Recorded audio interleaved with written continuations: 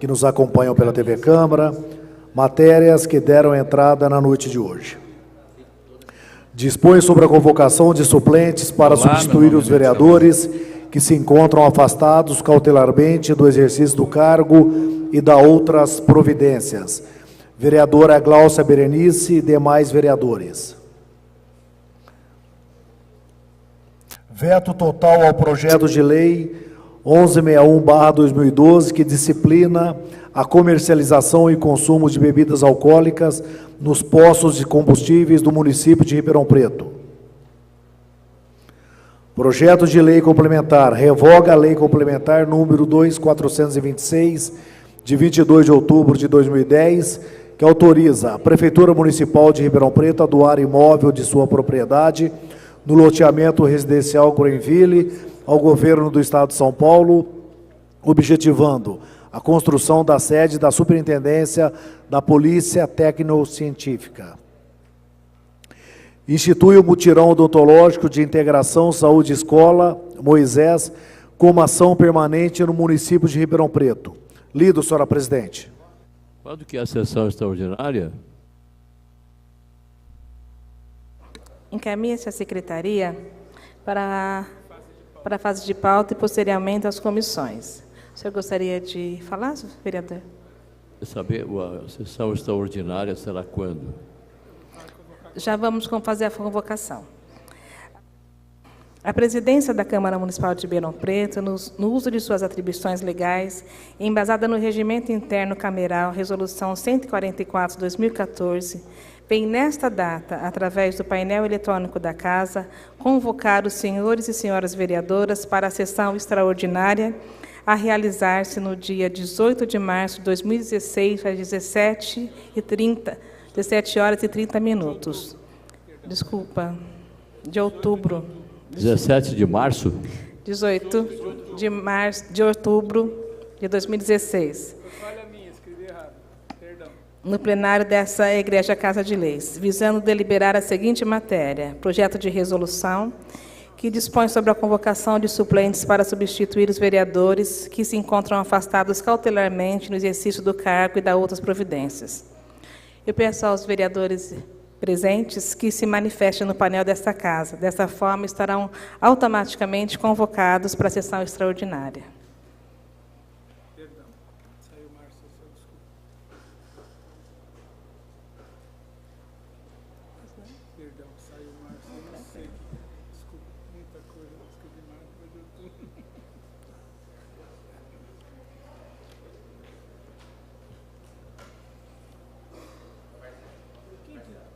Está faltando um.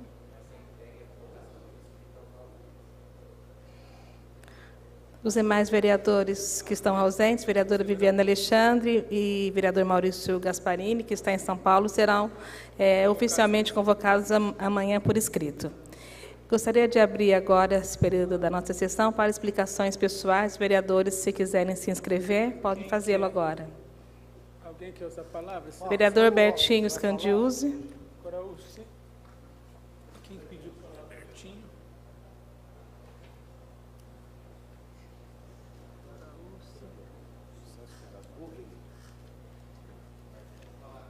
Três ou cinco, mais 3, né? Não, amanhã. 3 minutos, vereador. Senhora presidente, nobres colegas, público aqui presente, a minha participação aqui hoje na tribuna é falar sobre uma denúncia que recebemos hoje em nosso gabinete a respeito das vans que transportam, 14 vans que transportam mais ou menos 400 pacientes e que desde janeiro não tem recebido, por parte da Prefeitura, não tem recebido o serviço prestado e estão, então, já anunciando que vão interromper o transporte desses pacientes. Quer dizer, são situações de pessoas cadeirantes para que façam a fisioterapia, a hemodiálise, e são pessoas que necessitam desse transporte e que vem sendo feito por cadeirantes, aliás, pelos pirueiros, e que, infelizmente, desde de janeiro deste ano, eles não estão recebendo aquilo que tem direito por parte da Prefeitura.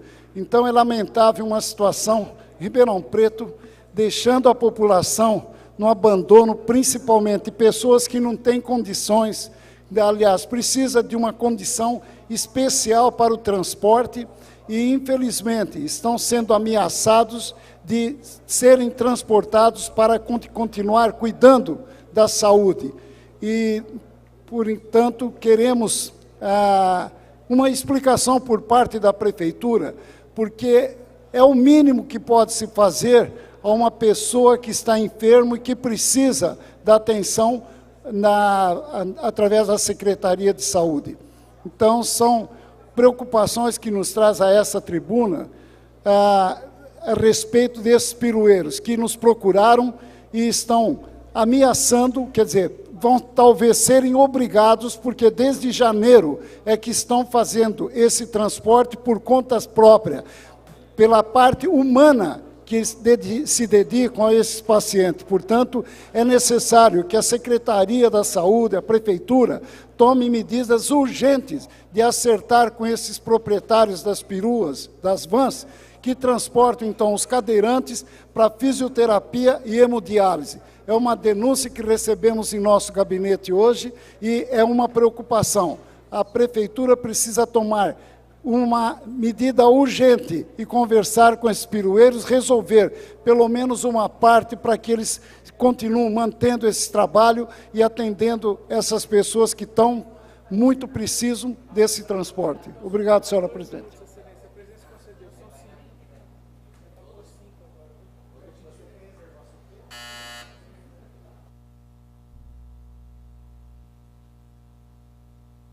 Vereador, 5 minutos, vereador.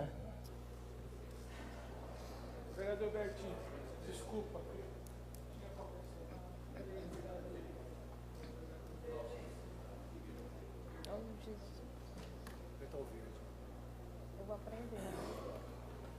Senhora presidente em exercício, senhores vereadores, senhores da imprensa, Tornatore, Guto, se fazem presentes na noite de hoje, TV Record, que se faz presente também.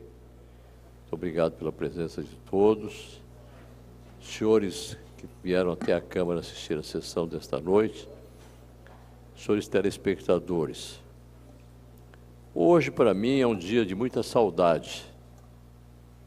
E vou explicar por quê. Durante vários anos, numa noite como esta, a Câmara Municipal estava hiperlotada de professores. Há um projeto de minha autoria que homenageia os professores pelo Dia do Professor, que é agora, neste próximo sábado, dia 15, se a memória não me falha. E a sessão seria hoje. Cada vereador tinha a possibilidade de homenagear um professor ou uma professora, seja de uma escola particular, de uma faculdade, de uma escola de ensino fundamental, um professor de artes plásticas, enfim, um professor, né? Então, a noite era muito bonita. Nós tivemos, inclusive, cantores aqui, que vieram se apresentar, cantando músicas, falando do Dia do Professor. Eu me lembro, por exemplo, de uma professora afrodescendente que veio e cantou aqui, uma daquelas noites, um trecho da música de Ataúfo Alves, Meus Tempos de Criança. Que saudade da professorinha que me ensinou o beabá. Cantou um bom trecho daquela música. Foi uma emoção muito forte naquela noite. E todas as noites desta semana, de cada ano, nós tínhamos essa grande festa.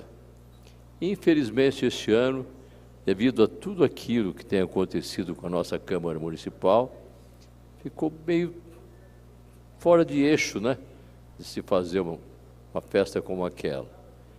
Mas mesmo assim, eu não poderia deixar de homenagear a todos os professores, indistintamente, professores públicos, professores de escolas particulares, de faculdades. Eu me lembro, por exemplo, a minha irmã Ana Tereza, que saía de Ribeirão Preto, ia dar aulas em Guatapará, e uma carroça esperava a 6 quilômetros para pegá-la, para levá-la até a fazenda Guatapará, para ela dar aula lá. Isso é a minha irmã. Dezenas e dezenas de professoras fizeram a mesma coisa. Então eu quero, nessa oportunidade, homenagear as minhas irmãs, Ana Tereza, Dilma Coraúce, o meu irmão Valdemar Coraúce Sobrinho, que é professor, homenagear o meu filho, Jean Coraúce, e ao homenageá-los, homenagear um por um dos professores. Que hoje o professor, ele não é apenas aquele que ensina o beabá.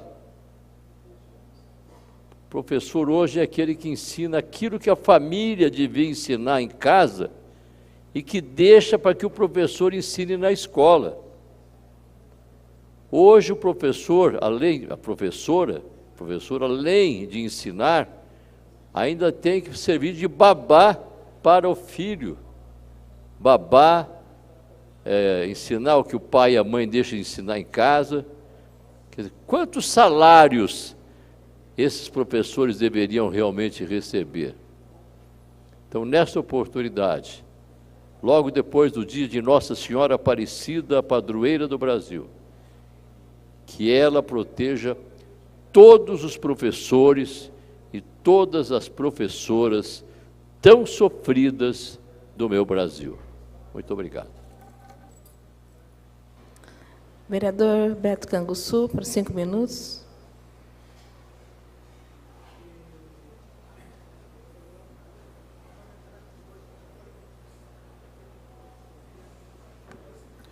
Boa noite a todas as pessoas que acompanham a sessão aqui do plenário, de suas residências pela TV Câmara, senhores vereadores, senhoras vereadoras, boa noite. Eu queria fazer uma reflexão aqui da tribuna nesta noite de um assunto que está sendo muito comentado ao longo da semana, de uma aprovação de um projeto pela Câmara Federal, a chamada PEC 241, a PEC que limita os gastos públicos do governo federal. No primeiro momento, poderíamos pensar que não tem nada a ver com o município, mas tem muito a ver com o município, principalmente agora que nós estamos acompanhando o processo eleitoral, onde os candidatos a prefeito estão todos prometendo aumento nos gastos em saúde e em educação. Não sei como vão fazer isso com a aprovação da PEC, se confirmar, mas, de qualquer maneira, merece uma reflexão a respeito. A PEC 241 se propõe a limitar gastos governamentais. No primeiro momento, poderíamos pensar, isso é uma coisa boa. Afinal, todo mundo gosta de limitar gastos, né? Mas a pergunta que deve se fazer é que gastos serão limitados com a aprovação da PEC? Gastos em saúde, em educação, saneamento, habitação, infraestrutura em geral. Uma outra pergunta que podemos fazer, será que o Brasil, na crise que se encontra, pode se dar ao luxo de diminuir investimentos em políticas sociais? E uma vez que vai limitar e cortar gastos, o dinheiro arrecadado vai ser usado para quê? O gasto, os recursos arrecadados com o teto que estipula a PEC 241 será utilizado, senhores vereadores, para pagamento dos juros e serviços da dívida dos credores da dívida pública brasileira. E quem são esses credores? Os banqueiros nacionais e internacionais. Ou seja, o governo do presidente Temer, golpista, fez uma opção muito clara. Em vez de cortar o pagamento de juros dos credores internacionais, resolve cortar os gastos públicos para o ano que vem, por 20 anos, da classe trabalhadora, das pessoas mais pobres do nosso país, quem mais precisa das políticas públicas. Poderíamos falar, mas a PEC prevê o aumento da inflação do ano anterior. Ora, senhores, nós sabemos que é uma das receitas do neoliberalismo conter a inflação via recessão que nós estamos passando, aumento do desemprego, com isso as pessoas não podem consumir, a inflação abaixa. O fim dos investimentos públicos em obras de infraestrutura, ou seja, o Estado deixa de investir recursos, diminui a inflação. O que vai acontecer nesse país? Vai aumentar sensivelmente a pobreza neste país. E nós estamos, portanto, condenando duas gerações de brasileiros a uma situação de penúria, porque vão ser congelados os gastos sociais para os próximos 20 anos. Para você entender que está acompanhando, imagine que você gastou este ano com médico, medicação, X reais do seu orçamento. Aí você decide falar para a tua família o seguinte, ó, em 2017, vereadora Gláucia, eu não vou gastar o que eu gastei com saúde no ano de 2016. Eu fico perguntando quem tem condições de determinar se o que eu vou gastar de saúde o ano que vem é menos ou mais do que eu gastei esse ano. Uma vez que ninguém gasta com saúde, com medicação, com médico, porque gosta. Gasta porque precisa. Gasta porque há necessidade. Portanto, fatores imponderáveis determinam aumento ou diminuição de gastos de saúde. Então, o que o governo está fazendo, senhores vereadores, é um verdadeiro genocídio para as futuras gerações, porque nós vamos, mais uma vez afirmo, condenar duas gerações de brasileiros a uma situação de extrema miserabilidade pela não aplicação de recursos que deveria ir sim para as políticas sociais e não para o bolso de banqueiro. Agora, o governo fez uma opção, ele está querendo enxugar gastos sociais para transferir gastos para os credores internacionais. E se isso já não bastasse, soma-se essa medida, algumas que já foram aprovadas, por exemplo, como a emenda constitucional, que transfere a extração do petróleo do pré-sal para empresas multinacionais, com isso diminuindo a possibilidade dos royalties que a Petrobras poderia destinar para a saúde e para a educação, que já há uma lei nesse sentido. E teremos ainda a reforma da Previdência, que o governo do presidente Temer golpista quer aprovar ainda este ano, elevando a idade mínima para 65 anos, desatrelando os benefícios previdenciários do reajuste do salário mínimo, além da reforma trabalhista para o ano que vem, que vai eliminar direitos já consagrados na CLT, a partir do momento que ele vai privilegiar o legislado sobre o acordado sobre o legislado. Então, senhores vereadores, senhoras vereadoras por presente, estamos assistindo a tempos sombrios para o nosso país, fruto de um golpe parlamentar que retirou uma presidenta democraticamente eleita e colocou lá um presidente golpista para fazer o que ele está fazendo, diminuir direitos dos trabalhadores, diminuir investimentos sociais para canalizar esses recursos para os credores internacionais. Espero que todos os democratas desse país possam ir às ruas, protestar e impedir a aprovação em segundo turno desta PEC, que foi aprovado com o voto, inclusive, de 2 deputados de Ribeirão Preto, o deputado Baleia Rossi e o deputado Duarte Nogueira, que concordaram e foram coniventes com esta medida desastrosa que vai penalizar a população brasileira. Era isso, muito obrigado. Obrigada. Vereador André.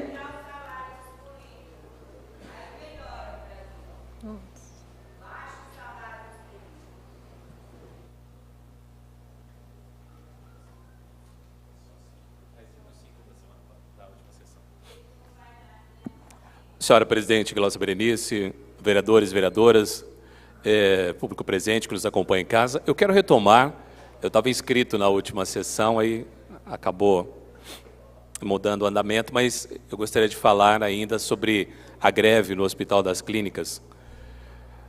Nós estamos vivendo, como o vereador Beto antecedeu, um tempo muito difícil, e as pessoas talvez não tenham a amplitude, não tenham uma visão plena do que está acontecendo.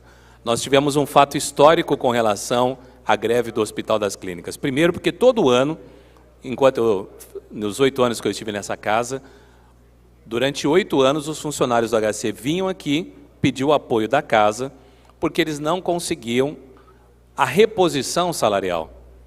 Aquilo que está gravado na Constituição, é direito de todo trabalhador anualmente ter a revisão dos seus salários. E há entendimento que a obrigação patronal é a correção da inflação. Nesse ano, além de não conseguir a reposição, os trabalhadores foram usurpados no direito de reivindicar, porque o direito a exercer a greve, que é a última ferramenta do trabalhador, é um direito já consagrado. E dessa vez o governo do Estado de São Paulo, além de não fazer a reposição salarial, conseguiu uma medida na Justiça de impedimento ao direito de greve. Então, os trabalhadores do Hospital das Clínicas foram 2 vezes penalizados. Já são penalizados porque o seu salário não faz frente à inflação e são penalizados porque já não podem manifestar, já não pode paralisar as atividades para manifestar o seu direito, para buscar o seu direito. Nós vivemos recentemente o centenário do nascimento de Ulisses Guimarães. E várias reportagens nas TVs, nos jornais, falavam sobre a Constituição Cidadã. A Constituição Cidadã, que é usurpada nesse momento em que não se pode exercer o direito de greve. Constituição Cidadã, que é ferida de morte com a PEC 241, muito bem lembrada aqui pelo vereador que me antecedeu, porque lá foi cunhado o direito à saúde e o direito à educação. E nós sabemos que a cada mês, a cada ano, quem acompanha as prestações de contas aqui da saúde sabe que os investimentos em saúde e educação são mais necessários. Tanto que o governo anterior utilizou o slogan Pátria Educadora numa visão de que a educação era a solução para esse país. Aliás, fazendo uma remissão às campanhas eleitorais, todos os candidatos à vereança, todos os candidatos a prefeito em todas as cidades disseram que vão lutar pela educação e vão lutar pela saúde. Como você vai lutar por mais saúde, por mais educação, se durante 20 anos você congela os investimentos e os limita à inflação? Na PEC, que já foi aprovada em primeira votação, existe um artigo que ele veta a realização de concurso, veta a criação de novos cargos e veta a contratação de pessoal. Eu tenho assistido horário político, tanto aqui de Ribeirão quanto de outras cidades, e todos os candidatos, eu vou contratar mais médico, vou contratar mais médico, vou colocar mais... Mas como? Se a PEC aprovada coloca limitadores maiores do que o da lei de responsabilidade. Então agora o gestor público vai andar com 2 desculpas nas mãos. Ele vai prometer, vai sentar na cadeira, no palácio, não vai fazer e vai chegar com uma resposta numa mão. Olha, não fiz por causa da lei de responsabilidade. E vai chegar com uma resposta na outra mão. Não fiz por conta da PEC 241. É necessário que a população acorde, fique mais atento, acompanhe. A própria Procuradoria-Geral da República emitiu o parecer da inconstitucionalidade dessa PEC, justamente por afrontar os direitos constitucionais consagrados de saúde e educação, além de outros direitos sociais que são protelados. Então, eu vislumbro um futuro temeroso ou tenebroso para as nossas gerações, principalmente aqueles que agora vão precisar frequentar os bancos escolares e não vão encontrar professores, ou vão encontrar professores sem estrutura, sem salários, e aqueles que vão se socorrer da saúde e não vão encontrar a saúde, porque existirá um impedimento legal garantindo isso. Quero dirigir meus segundos finais aos professores, cuja data celebra nessa semana. Dia 5 foi o Dia Mundial e dia 15 é o Dia Nacional. Não desistam. Acho que a palavra de ordem, a expressão nesse momento é: professores, não desistam. O país precisa muito de vocês, apesar de tudo que vocês enfrentam, de todas as batalhas que vocês travam, não desistam, em nome das futuras gerações. Obrigado, senhor presidente. Vereador Marcos Papa, 5 minutos.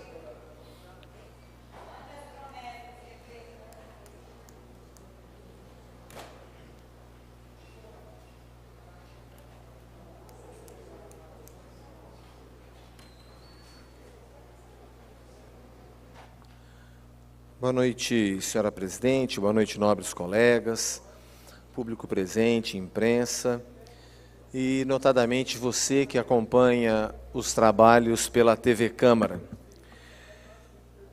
Eu encaminhei um ofício à secretária da Cultura, secretária Dulce Neves, por força de uma situação caótica que o Teatro de Arena está vivendo.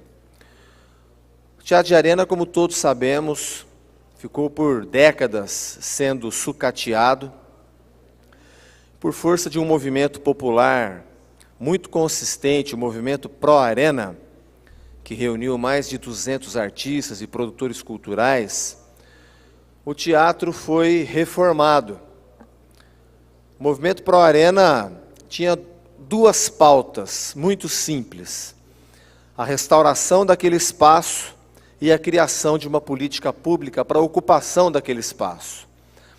A primeira pauta, por força de muita pressão popular, por força da pressão da união desses artistas, desses produtores culturais, o Teatro de Arena foi reformado. Entretanto, a segunda pauta, a criação de uma política pública, nunca foi efetivamente implantada pelo desgoverno atual, que, para a felicidade de Ribeirão Preto, faltam 2 meses para terminar. 2 meses que parecem uma eternidade, não é mesmo? O fato é que nem a questão da segurança esse desgoverno conseguiu atender ao Teatro de Arena e à população de Ribeirão Preto. O FAM, o Festival da Alta Mogiana, teve que ser transferido de lá porque foi assaltado, o Teatro de Arena foi assaltada toda a fiação e agora, além da fiação, as torneiras. O Teatro de Arena está sendo depredado um pouco a cada dia, e em que pese os ofícios da Secretaria da Cultura, dirigidos à Guarda Municipal, dirigidos à Prefeitura, não falo prefeita porque não tem mais, mas dirigido à Prefeitura, não são aprovados, não são atendidos. Então, assim, o Teatro de Arena de Ribeirão Preto, que com muito custo a população exigiu a reforma, e essa reforma foi feita, está abandonado aos ladrões. E a secretária da Cultura me responde que foi assaltado, que a recomposição da fiação fica em R$200 mil, que a Secretaria de Cultura não tem esse dinheiro, que a Prefeitura não tem esse dinheiro, mas que o pior problema é a falta de segurança. Ora, se o Teatro Municipal é um próprio municipal, é um equipamento municipal de cultura, a quem cabe a segurança do Teatro de Arena? A Guarda Municipal, que também deve estar sofrendo com falta de recursos, com falta de gente, deve estar sofrendo o desgoverno? Deve. O que a população de Ribeirão Preto tem a ver com isso? O que a comunidade artística de Ribeirão Preto tem a ver com isso? Que precisa daquele espaço para manifestação cultural, a população precisa daquele espaço.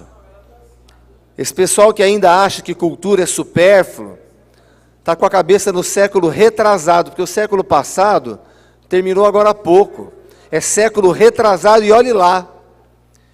Então, assistir a isso, ao Teatro de Arena ser depredado a olhos vistos dessa administração, porque eu estive lá, a questão de 60 dias, fiz uma reportagem dizendo o que estava se passando, e nem isso sensibilizou quem está na prefeitura. Olha, eu quero desculpar todos os funcionários de carreira, todos os funcionários que sejam comissionados, que estejam vestindo a camisa de Ribeirão Preto nessa hora de dor, nessa hora traumática, nessa hora dramática que a cidade vive, porque está tirando leite de pedra. Mas eu não posso deixar de subir nessa tribuna e fazer esse registro histórico e mais esse clamor em nome de Ribeirão Preto. Pare, prefeitura, de destruir o Teatro de Arena, porque a inação a negligência em correr atrás do necessário para que aquele espaço tenha segurança, para que aquele espaço tenha segurança, para que ele seja preservado. É uma urgência que se faz imediata. É um clamor, eu trago a essa tribuna um clamor da sociedade de Ribeirão Preto e da classe artística de Ribeirão Preto. Prefeitura Municipal, pare de destruir o Teatro de Arena. Muito obrigado, senhora presidente. Obrigada, vereador Marcos Papa. Vereador Jorge Parada, por 5 minutos.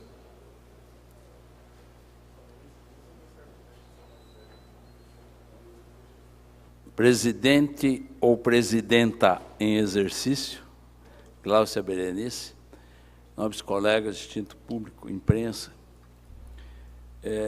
eu quero, a exemplo do Coraúce, homenagear os professores que, infelizmente, este ano nós, como ele bem disse, não podemos homenageá-los numa sessão solene, que é o que vinha ocorrendo em anos anteriores. Realmente era o plenário lotado de professores homenageados, familiares, os vereadores homenageando cada um do professor da sua escolha. E esse ano, infelizmente, isso não foi possível, mas fica aqui a homenagem deste vereador, dos vereadores da Câmara, a todos os nossos professores, e dizer que, infelizmente, essa situação em Ribeirão, em relação à educação, ela é uma situação muito mais grave e preocupante daquilo que está ocorrendo no país, como bem o Beto analisou e citou a questão da PEC 241, que congela os gastos de saúde e educação. Não é bem que congela, né, que vai limitar gastos de saúde e educação ao índice inflacionário por 20 anos. Quer dizer, é uma coisa assim que não dá para entender como isso está acontecendo no país sem uma reação da sociedade organizada. Quer dizer, nós estamos vendo reações pontuais, alunos ocupando escolas no Paraná, acho que são 40 escolas, né? Intelectuais se manifestando, professores, dizendo que isso aqui é o maior desastre que podia se fazer a um país, a cidadania.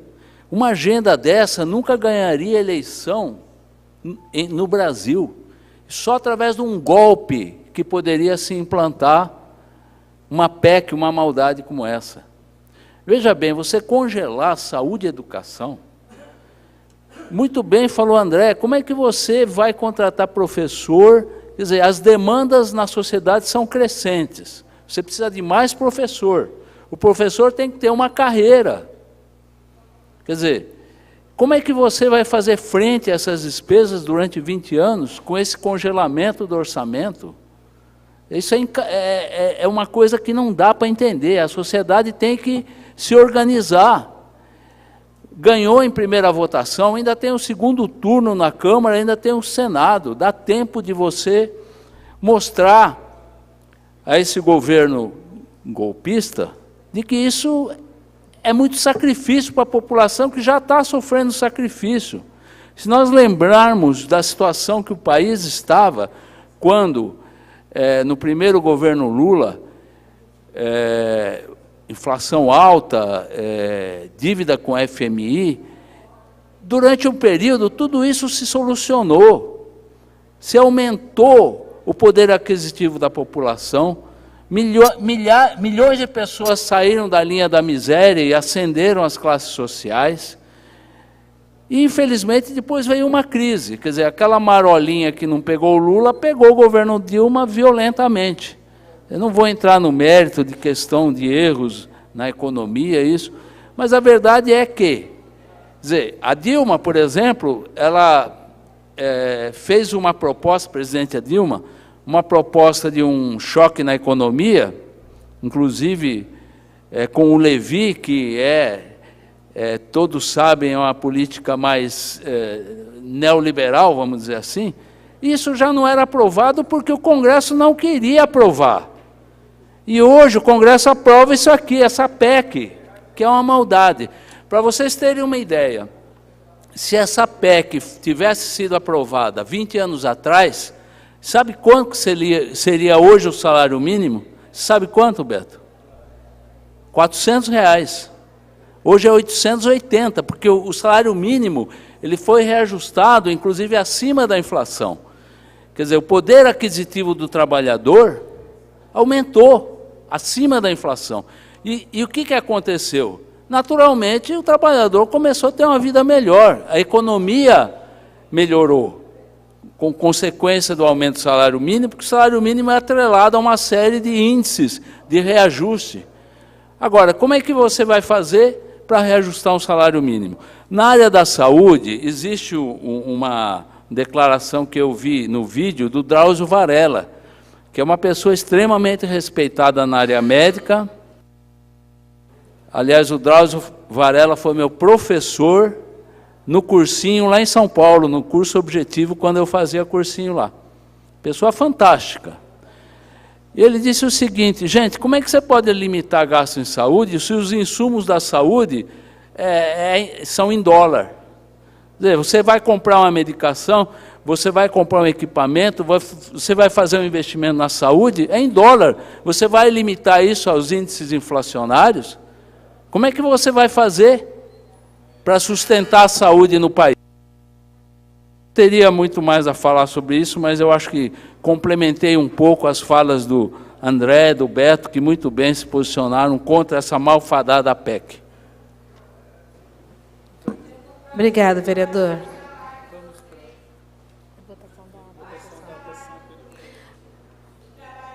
Votação da ata da sessão anterior, chamada.